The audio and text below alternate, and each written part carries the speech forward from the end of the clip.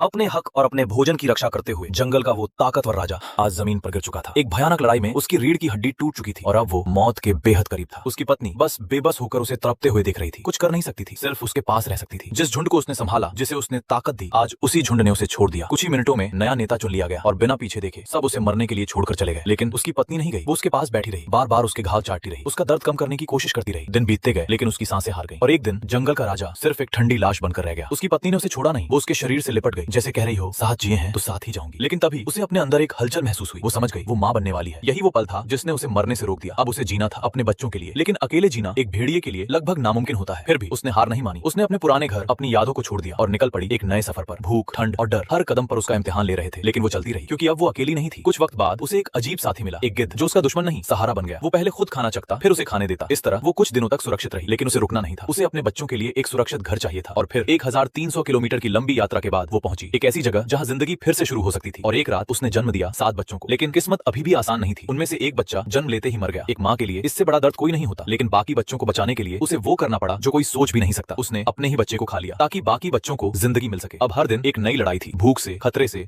और अकेलेपन से। फिर भी वो डटी रही। उसने अपने बच्चों को चलना सिखाया, शिकार करना सिखाया और जीना सिखाया। लेकिन जंगल में हर जगह उसकी नहीं थी। उसे बार बार अपना ठिकाना बदलना पड़ा और एक दिन वो पहुंच गई इंसानों की दुनिया के पास, सबसे खतरनाक जगह। लेकिन वो रुकी नहीं। रात के अंधेरे में वो अपने बच्चों को लेकर शहर के बीच से गुजर गई बिना किसी को पता चले। और आखिरकार वो पहुंची एक सुरक्षित जगह पर जहां उसके बच्चे अब डर के बिना जी सकते थे। 1300 किलोमीटर का ये सफर सिर्फ एक यात्रा नहीं था, ये एक वादा था, एक माँ का वादा। उसने सब कुछ खो दिया लेकिन अपने बच्चों को बचा लिया, क्योंकि माँ कभी हार नहीं मानती।